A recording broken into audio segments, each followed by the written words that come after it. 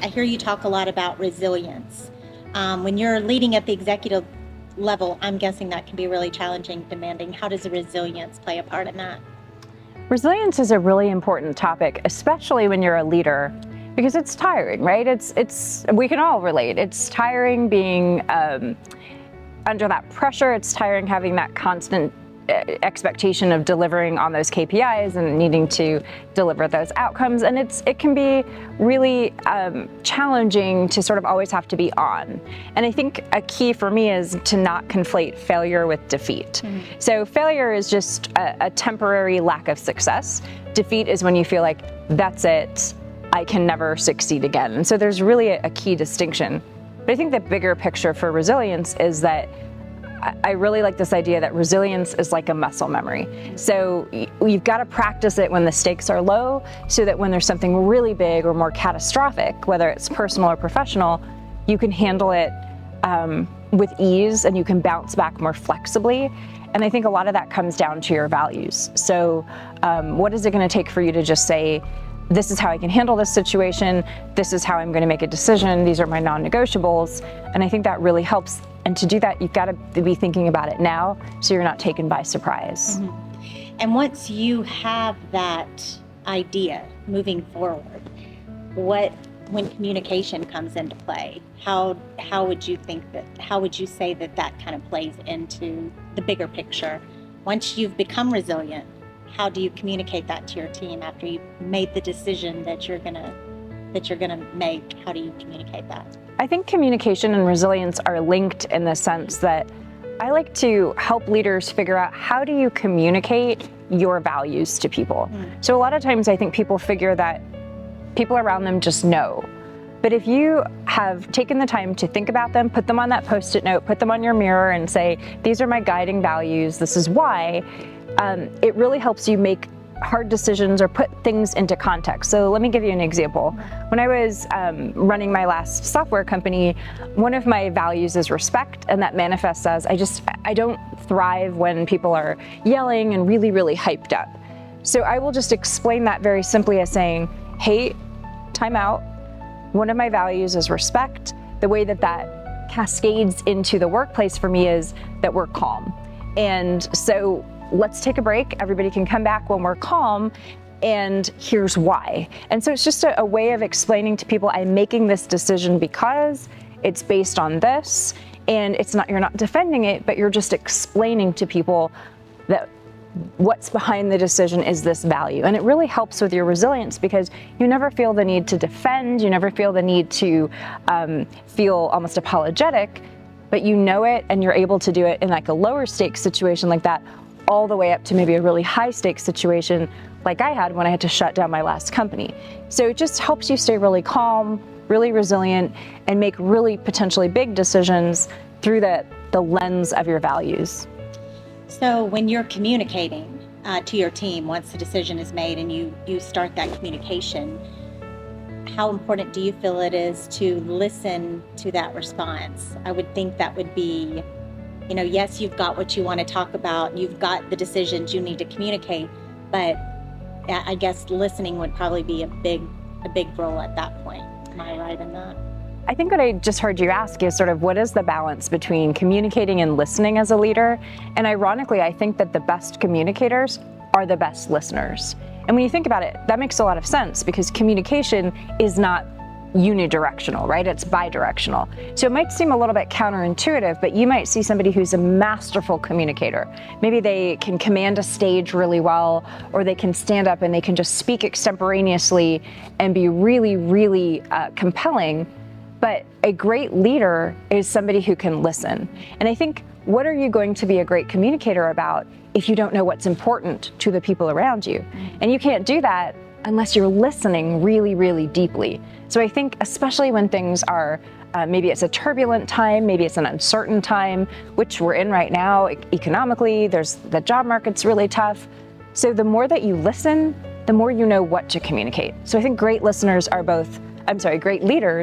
both really good listeners and then can take that message and synthesize it and communicate it back out. You mentioned the economy and what we're dealing with now. Everybody's going through tough time. Do you find now, since we've become entering these hard times, that it is more difficult? Have you had to pivot at all or shift the order of which you do things? How would you suggest that other leaders in your position would be with their team? And have you had to pivot during all the tough stuff we're going through? I see that when things are uncertain, particularly, which it has been a lot of leaders will come to me and say that where they think they really thrive during uncertainty is providing, somebody said the saying, which I love, is like a steady hand on the helm. So it's not to actually, contract and sort of hide away.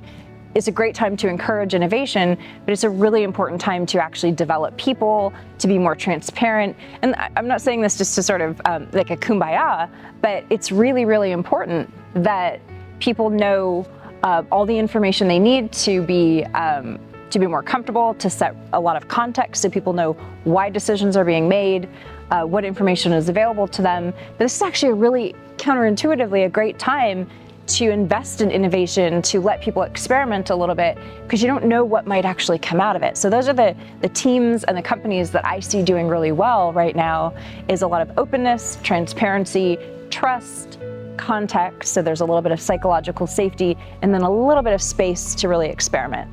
That makes sense. Like when you're talking about just using the opportunities, kind of like seizing the moment and making something come from that. I like that. Integrity, let's talk a little bit about that. So you've got your team, you're in a leadership role, especially during these uncertain times.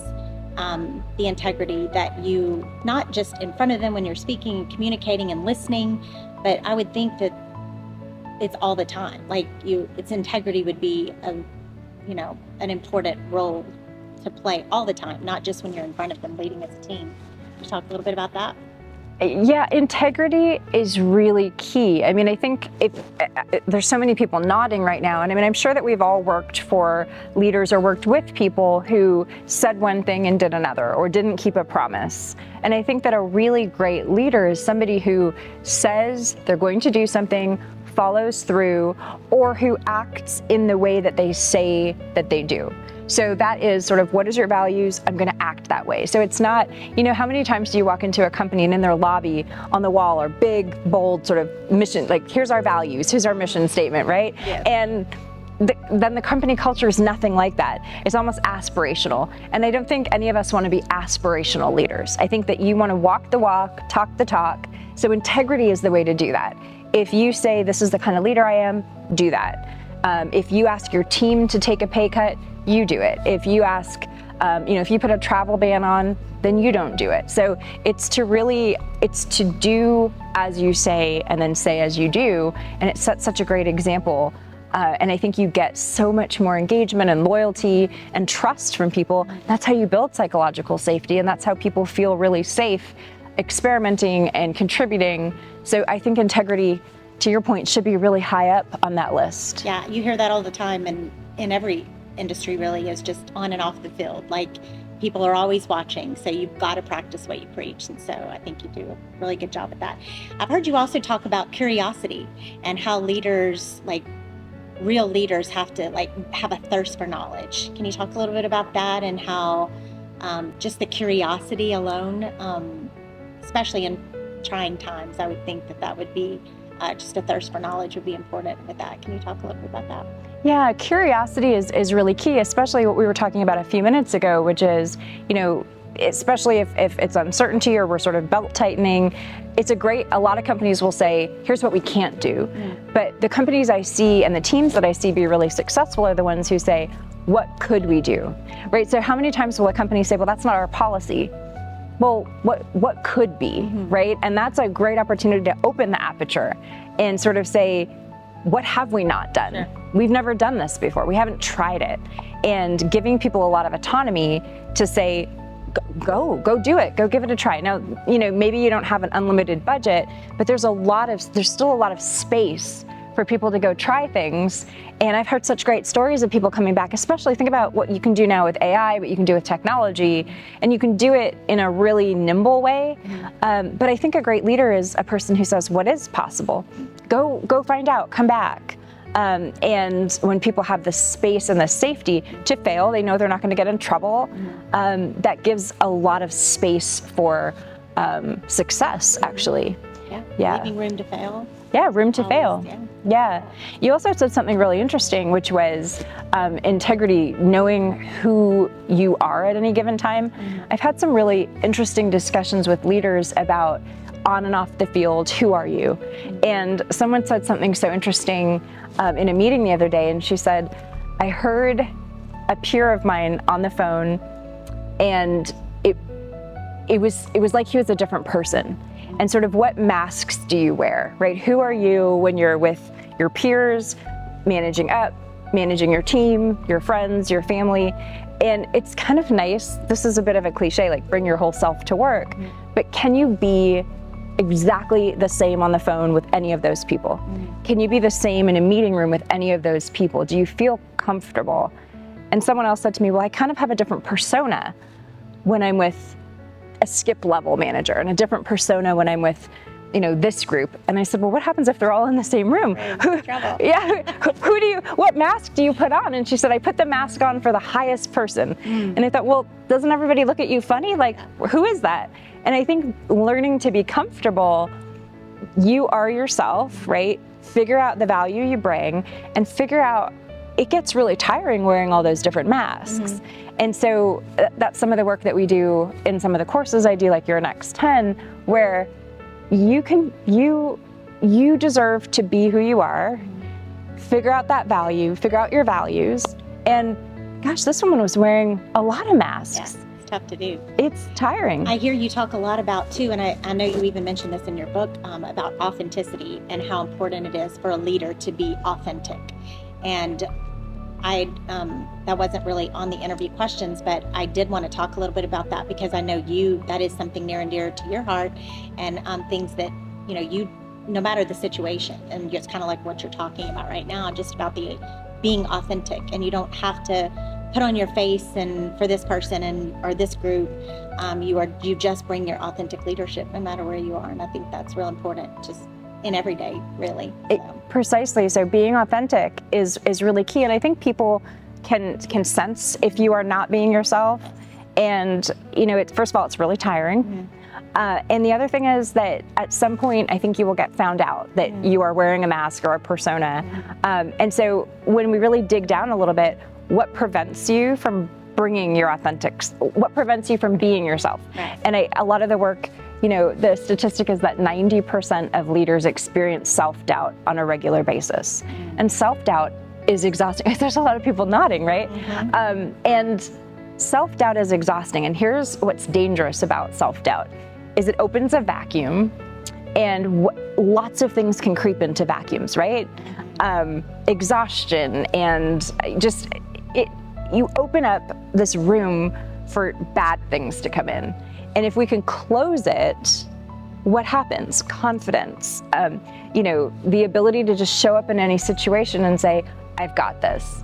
But in order to do that, this is what we were talking about backstage, was you've got to just know your value, be comfortable. It's the 3 I's. You identify your value, you internalize it, and then you inform people or you communicate about it. And when you do that, I think you can be much more authentic, because that saying I love, if the shoe doesn't fit, your foot's not ugly. Yeah. Just the wrong shoe, right? So move on. And I think if you're trying to always put the wrong shoe on, eventually you're going to be like, this is not fun. And that's where I think a lot of people leave teams and leave companies, because they're just not able to be themselves. Yeah. All right, well, this is wonderful. Thank you, Tissa. Thank Everybody, you. Welcome.